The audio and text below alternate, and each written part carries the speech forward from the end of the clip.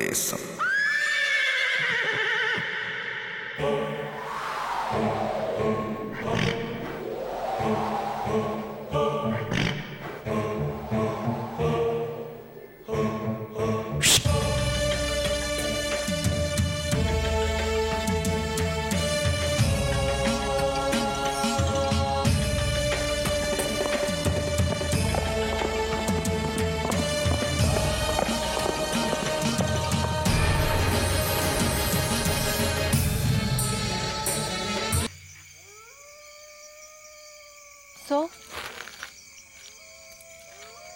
காசி கருப்புசாமியா வேஷம் போட்டதுக்கு நீங்களும் ஒத்துழைச்சிருக்கீங்க, உண்மைதானே? ஆமாம் தாய். ஆனா காசி கருப்பு வேஷம் போட்டதெல்லாம் திட்டம் போட்டு செஞ்சதில்லை, தற்செயலா நடந்த உண்மை. சிலூர்லேருந்து வந்த காசி நேரா என்னை வந்து பார்த்தான். அவன் வந்தது எனக்கு மட்டும்தான் தெரியும். என் மூலம் அவன் குடும்பத்துக்கு நடந்த அநியாயங்கள் எல்லாம் கேள்விப்பட்டு கோபத்தோட அருவாளை எடுத்துட்டு போய் குமாராவில் வெட்டிட்டான். அருவாளோட குதிரை மேல வந்த காசியை பார்த்த ஊர் மக்க அவனை கருப்புன்னு நினைச்சாங்க. காசி அதை பயன்படுத்திக்கிட்டான். அதுக்கு நான் ஒத்துழைச்சேன். ஆனா பிறகு நஜக்கருப்பே நேர்ல வந்து எங்களையெல்லாம் கட்டுப்படுத்தி இந்த நிமிஷம் வரைக்கும் தர்மத்தை காப்பாத்திக்கிட்டு வருதுங்கிறது தான் உண்மை தாய். நஜக்கருப்பா? ஆமா தாய். காசிய கருப்புன்னு ஊர் மக்கள்லாம் நினைச்சாலும் இந்த பேச்சு கிழவி மட்டும் நம்பல. அது காசிதான்னு கண்டுபிடிச்சிட்டா.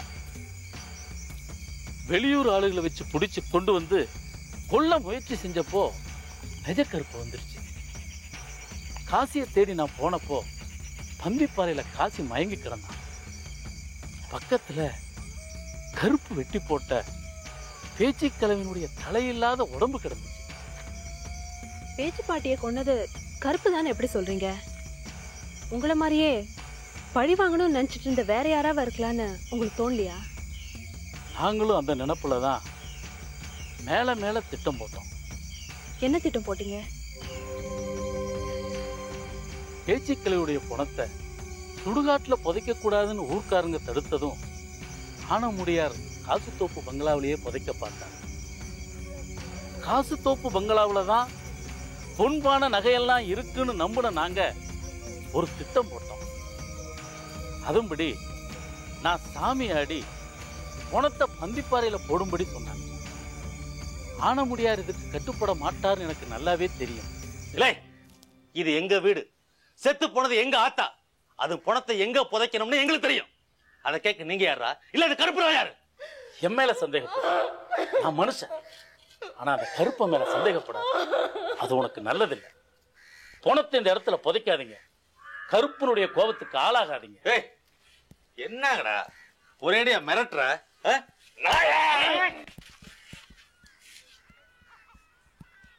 கட்டையா, என் மேலேயே கை வச்சிட்டில? பரவாயில்ல. எப்ப கருப்ப மேல நீ சந்தேகப்பட்டையோ இனி எனக்கு சொல்ல ஒண்ணு இல்லை. நீயாச்சு அந்த கருப்பனாச்சு. ஆனா ஒண்ணு, இந்த பணத்தை புதைச்ச இடமோ வீடோ இனி விளங்காது. ஒரு காக்கா குருவி கூட இந்த இடத்துல பறக்காது. ஊருக்கே உழ வச்ச அந்த கிழவுடைய ஆத்மா சாந்தி அடையாம இந்த இடத்தையே சுத்தி சுத்தி வரும். கருப்பையன் மேல இறங்குறது சத்தியம்னா இதுவும் சத்தியமா நடக்கும்.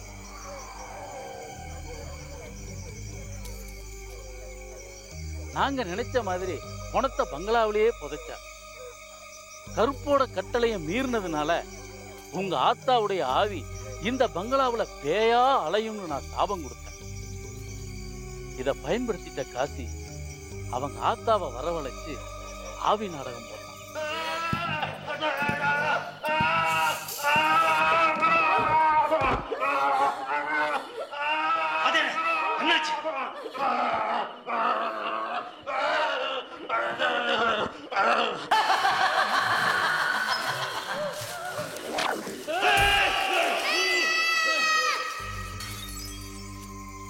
நாங்க தான் நாடகம் போடுறதா நினைச்சோம். ஆனா கருப்பு போட்ட நாடகத்துல நாங்க நடிச்சுக்கிட்டு இருந்தோம்னு பிறகுதான் தாய்க்கு தெரிஞ்சிச்சு. கருப்பு சொல்லிச்சு கருப்பு சொல்லிச்சுன்னு சொல்லி கொஞ்சம் கொஞ்சமா ஆனமுடியார் குடும்பத்தை எங்க கட்டுப்பாட்டுக்குள்ள கொண்டு வந்துட்டோம். காசுத்தோப்பு பங்களாவில் பொன்பான நகைகளை தேடி தேடி அழுத்து போன காசி சிவகாமியை கல்யாணம் பண்ணிக்கிட்டா ஆனமுடியார் மறைச்சு வச்சிருக்கிற நகைகளை சுலபமா கண்டுபிடிச்சிடலான்னு நினைச்சான். அதுக்கும் நாங்க ஒரு திட்டம் போட்டோம்.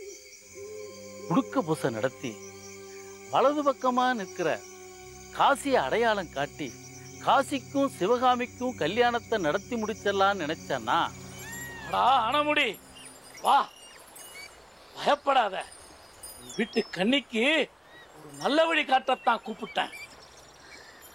எங்க அந்த கன்னி?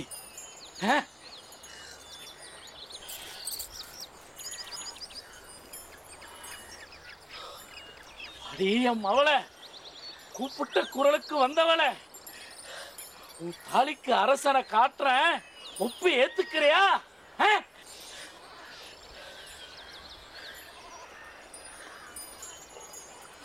ஆகட்டும் சாமி. என் முன்னால ஒரு பெரும் கூட்டம், கூட்டத்துல இடதோறும் என்ன போல கருப்பா நெஞ்சு முழுக்க நெருப்பா இருக்கிறவன் யாரு? யாருடா?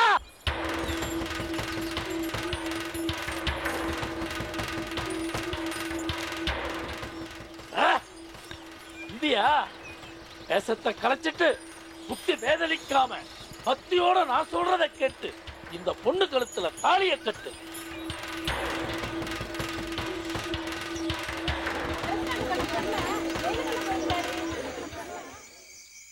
என்னையும் அறியாம வலது பக்கம் காட்டுறதுக்கு பதிலா இடது பக்கம் காட்டிட்டேன். அதனால பிரம்மன் சிவகாமி கல்யாணம் நடந்து முடிஞ்சிருச்சு.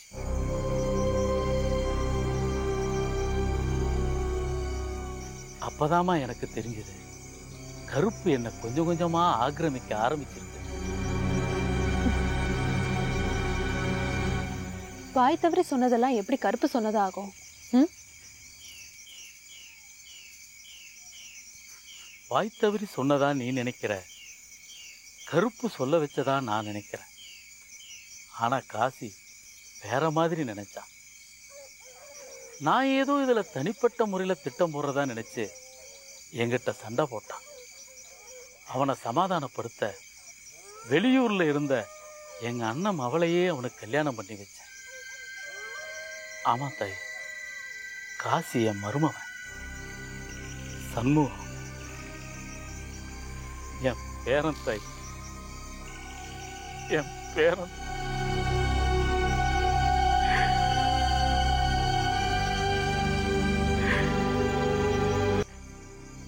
சண்முகம் என் பேரன் தாய், என் பேரன்.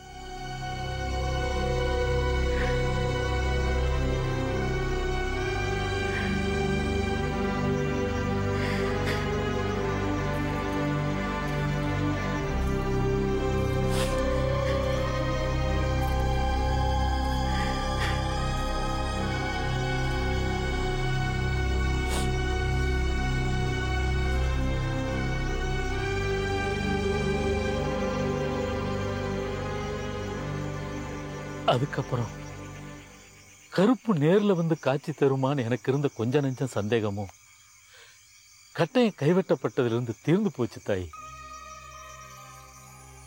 ஆமா தாய், கட்டையம் கைவெட்டின அன்னைக்கு தான் கருப்பு முதலா எனக்கு காட்சி தந்துச்சு. என் கோயில்ல ஒரு அநியாயம் நடக்க இருந்ததுடா. தப்பு செய்ய இருந்தவன் கைய வெட்டிட்டேன். பௌர்ணமிக்கு பௌர்ணமி அவனுக்கு தண்டனை இருக்கு, இது ஊருக்கு ஒரு பாடமா இருக்கட்டும்னு சொல்லிட்டு போயிடுச்சு. நான் உடனே கருப்பு கோயிலுக்கு ஓடி போய் பார்த்தேன். அங்க கட்டையன் கைவெட்டப்பட்டு கிடந்தான். கருப்பு இருக்கு, கருப்பு என்ன தண்டிச்சிருச்சுன்னு சொன்னான். அதுதான் தாய் அவன் கடைசியா பேசின வார்த்தை. அந்த நிலையில அவனை பார்த்தப்போ செல்லக்கிளி கருப்பை சாடி விட்டதுதான் தாய் எனக்கு ஞாபகம் வந்துச்சு.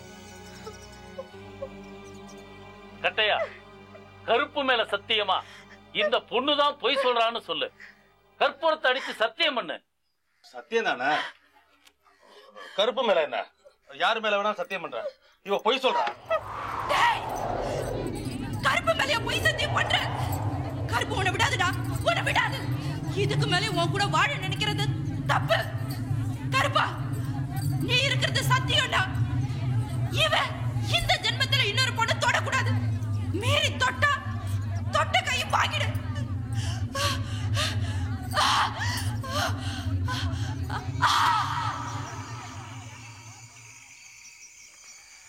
அன்னையிலிருந்து கருப்பு அடிக்கடி வந்து எனக்கு காட்சி தந்து கட்டளை கொடுக்கும். நானும் பூசாரி மரபுப்படி சாமியாடி ஜனங்களுக்கு சொல்லிட்டு இருக்கேன். சாமியாடியா? ஓ, எல்லாம் இந்த ஊர் ஜனங்க உங்களை நம்ப மாட்டாங்கல்ல? அப்படின்னா கருப்பை நீங்க பார்த்துருக்கீங்க. அது முகத்தை பார்த்துருக்கீங்களா? அது எப்படி இருக்கும்னு உங்களால் சொல்ல முடியுமா? இல்ல தை, அதோட உருவத்தை தான் நான் பார்த்துருக்கேன். கருப்போட உடுப்புக்கு பூசை பொண்ணா கூட கண்ணை கட்டிக்கிட்டு தான் செய்யணுங்கிறது எங்களுக்கு விதிக்கப்பட்டது. இல்லைன்னா கண்ணு போயிடும். கண்ணு போயிடுமா?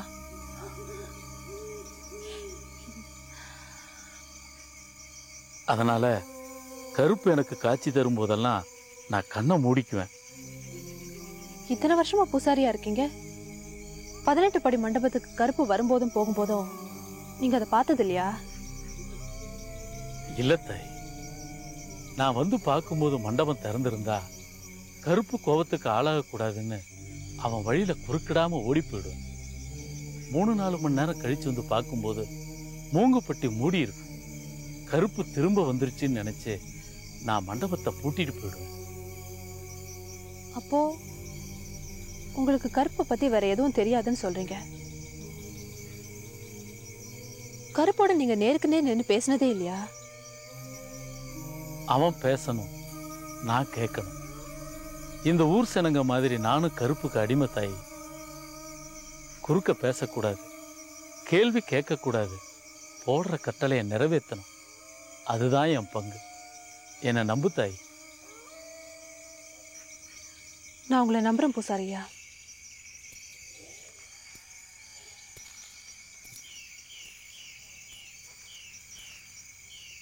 கவலைப்படாதீங்க. இன்னும் ஒரு நாள் பொறுத்துக்குங்க. உங்களுக்கு நான் விடுதலை வாங்கி தரேன்.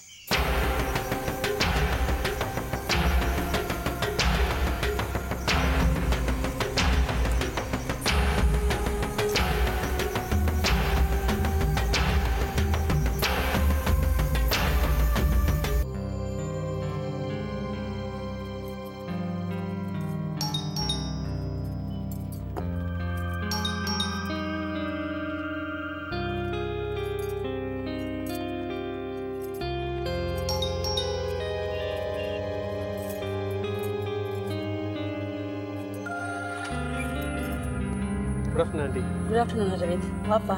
Bye.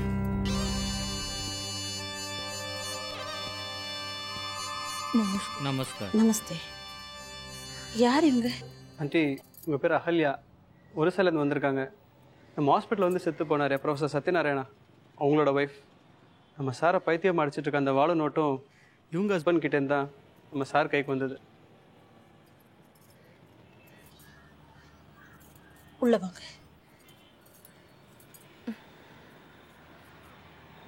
வாங்க, உட்காருங்க. சலஞ்சு.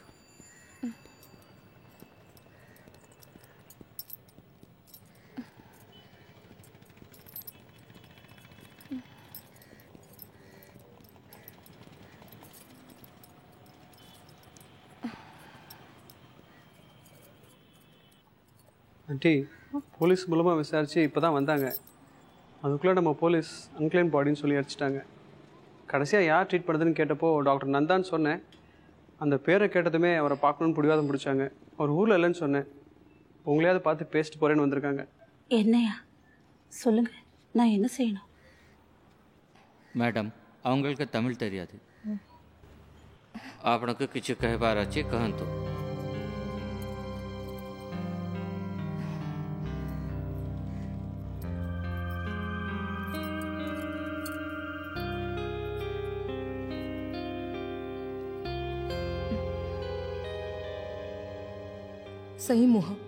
सही मुह जोटा मु बाहर देखी थी। என்ன சொல்கிறாங்க அவங்க? இந்த படத்தில் இருக்க முகத்தை ஏதோ நோட்புக்கில் பார்த்துருக்கேன்னு சொல்கிறாங்க. ମୁଁ ତୁମ ପତିକୁ ହରାଇ ଦେଇଛି।